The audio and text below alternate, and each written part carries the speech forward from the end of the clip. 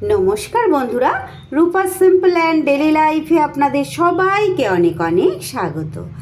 আজ তৈরি করলাম ভোগের জন্য একদম পারফেক্ট একটা রেসিপি, ফুলকপি পনিরের রসা। লুচি বা ফ্রায়েড রাইস পোলাওয়ের সাথে এই রেসিপিটি দিয়ে আপনারা ভোগ নিবেদন করতে পারেন। আমার চ্যানেলে নতুন পুরনো সকল বন্ধুদের জন্য অনেক অনেক ভালোবাসা। যদি আমার আজকের রেসিপিটি আপনাদের ভালো লাগে বন্ধুরা, তাহলে ভিডিওর শেষে একটা লাইক, কমেন্ট, শেয়ার ও সাবস্ক্রাইব করে আমার পাশে থেকে যাবেন। তাহলে চলুন শুরু করা যাক আমার আজকের রেসিপি। ফুলকপি পনির তৈরি করার জন্য এখানে আমি মাঝারি সাইজের একটা ফুলকপিকে এই রকম টুকরো টুকরো করে কেটে ধুয়ে পরিষ্কার করে নিয়েছি বন্ধুরা। আর এখানে আমি নিয়ে নিয়েছি 300 গ্রাম পনির। পনিরটাকে আমি এবার একটু আমার পছন্দ মতো কেটে নেব। আমার চ্যানেলে নিত্য নতুন রেসিপি পেতে প্লিজ বন্ধুরা আমার চ্যানেলটাকে সাবস্ক্রাইব করুন, পাশে থাকা বেল আইকনটা অল করে রাখুন, যাতে যে কোনো সময় আমি যে কোনো ভিডিও আপলোড করলে সাথে সাথে আপনাদের কাছে নোটিফিকেশান পৌঁছে যায় আর আপনারা আপনাদের সময় সুযোগ মতো দেখে নিতে পারেন। আমার আজকের রেসিপি যদি আপনাদের ভালো লাগে প্লিজ বন্ধুরা একটা লাইক করে দেবেন, একটা কমেন্ট করে জানিয়ে যেতে ভুলবেন না যে কেমন লাগলো। যদি ভালো লাগে প্লিজ বন্ধুরা একটু বেশি বেশি করে বন্ধু বান্ধবদের কাছে শেয়ার করে দেবেন।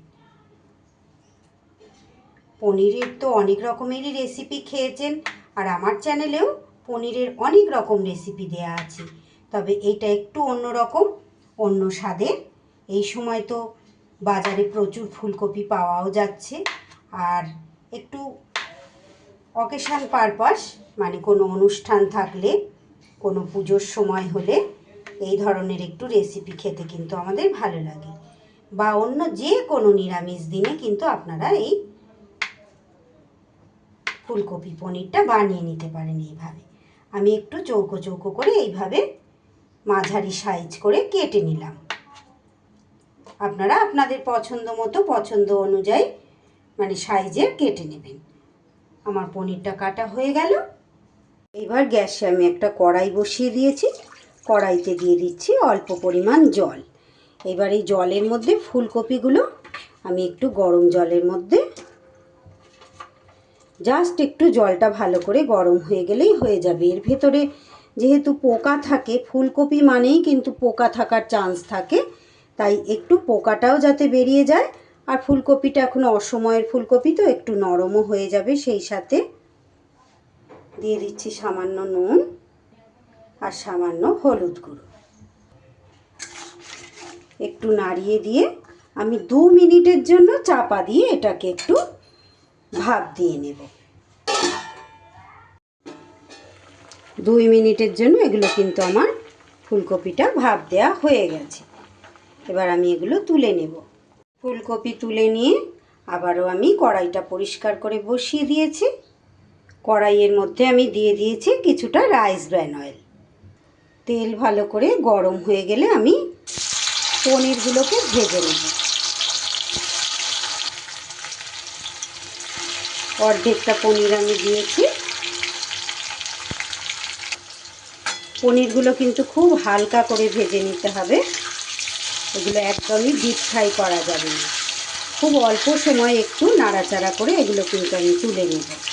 আপনারা চাইলে এখানে কিন্তু কাঁচা পনিরও ব্যবহার করতে পারেন, মানে কাঁচা পনির দিয়েও কিন্তু রেসিপিটা করতে পারেন, কিন্তু কাঁচা পনিরের তো একটা হালকা কেমন মানে গন্ধ থাকে, তার জন্য সেই ফ্লেভারটা কাটানোর জন্য আমি একটু হালকা করে জাস্ট নেড়ে নিলাম। এগুলো আমার হয়ে গেছে, তুলে নেব। এবার বাকিগুলো দিয়ে দেবো আমি।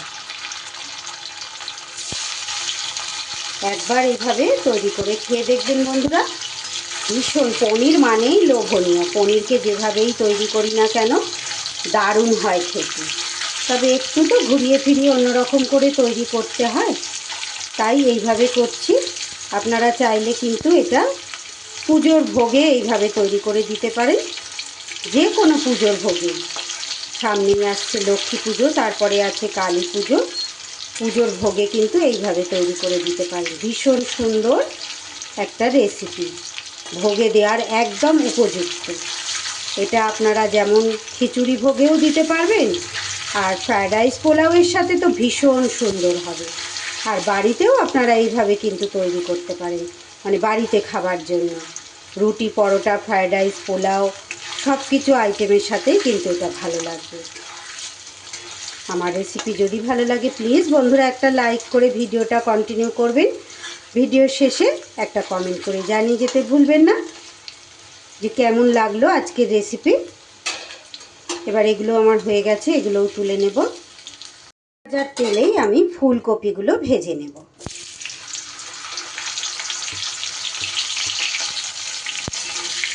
ফুলকপিগুলো কিন্তু বেশ সুন্দর করে লাল লাল করে ভেজে নেব।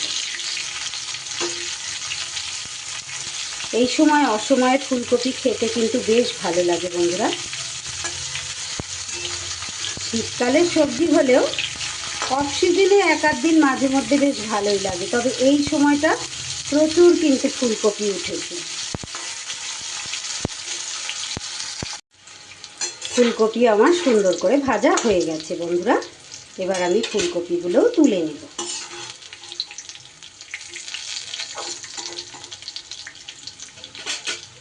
ফুলকপি তুলে নিয়ে এইবার বাকি তেলের মধ্যে ফোড়নে দিয়ে দিচ্ছি 2টো শুকনো লঙ্কা, দিয়ে দিচ্ছি একটা তেজপাতা, 3টে ছোটো এলাচ, 3টে লবঙ্গ আর একটা দারচিনি। ফোড়নটা ভাজা ভাজা হওয়া অবধি অপেক্ষা করব। ফোড়ন থেকে সুন্দর গন্ধ বেরোলেই এখানে আমি দিয়ে দেব খুব অল্প পরিমাণ একটু গ্রেট করা আদা। এখানে আপনারা চাইলে বাটা আদাও কিন্তু ব্যবহার করতে পারেন বন্ধুরা।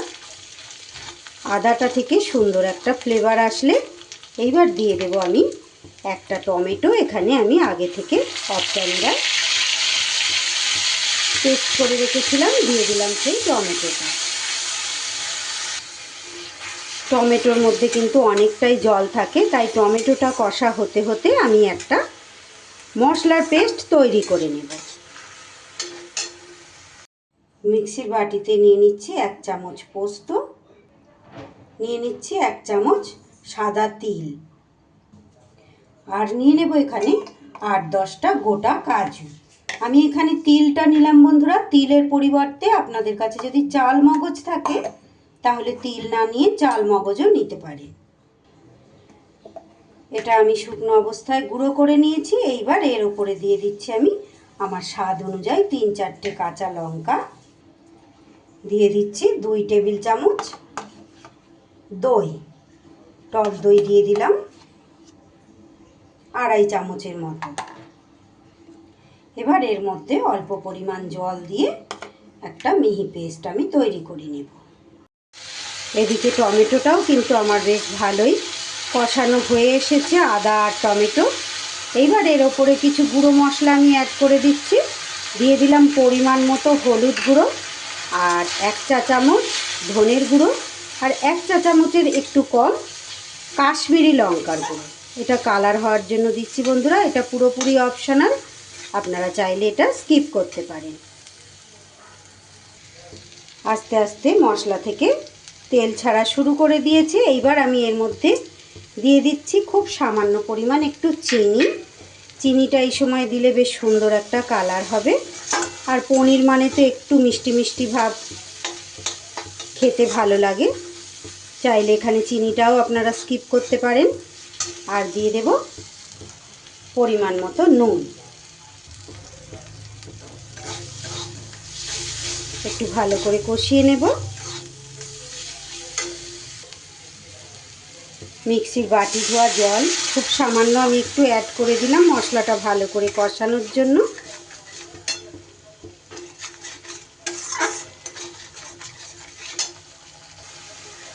এইবার আমি এই পর্যায়ে এখানে ভেজে রাখা ফুলকপিটা অ্যাড করে দিলাম। ফুলকপিটার সাথে মশলার সাথে একটু ভালো করে কষিয়ে নেব।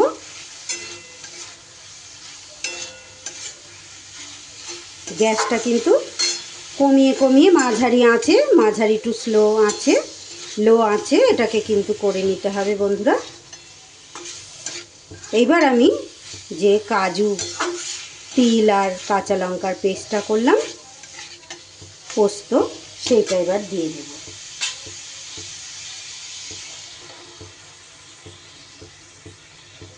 এটা দিয়েও এবার খুব ভালো করে গ্যাসটা একটু বাড়িয়ে,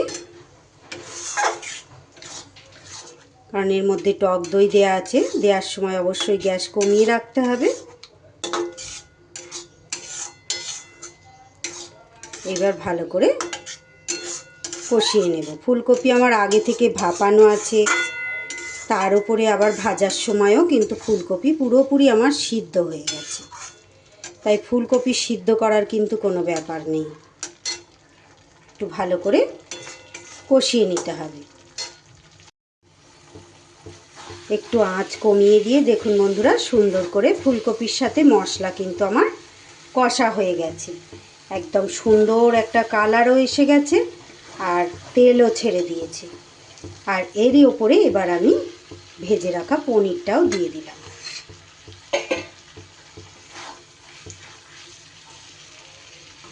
পনিরের সাথে একটু নাড়াচাড়া করে নিয়ে এবার আমি এখানে দিয়ে দিচ্ছি জল,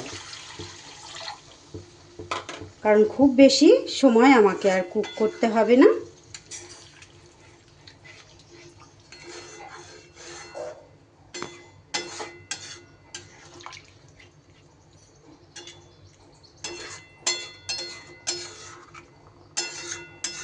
কত সুন্দর কালারটা হয়েছে দেখে নিশ্চয়ই আপনারা বুঝতে পারছেন। খেতেও দুর্দান্ত, পনির মানেই লোভনীয়, আবারও বলছি।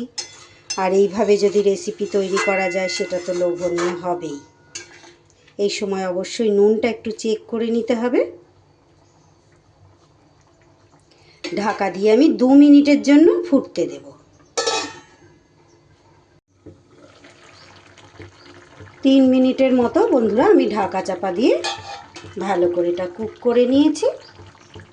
রেসিপি কিন্তু আমার একদম রেডি। দিয়ে দিচ্ছি ওপর থেকে 1 টেবিল চামচের মতো ঘি, আর দিয়ে দেব সামান্য একটু গুঁড়ো গরম মশলা। সরি বন্ধুরা, 1 চা চামচ না বলে 1 টেবিল চামচ বলে ফেলেছি। ঘিটা, তারই সাথে অল্প একটু গুঁড়ো গরম মশলা দিয়ে ব্যাস আমার কিন্তু ফুলকপি পনির একদম রেডি। ঘিটা দেওয়ার জন্য আমি আবারও গ্যাস বন্ধ করে 5 মিনিট ঢাকা চাপা দিয়ে রেস্টে রেখে দেব। 5 মিনিট রেস্টে থাকার পর একটা পাত্রে আমি সার্ভ করে দিলাম।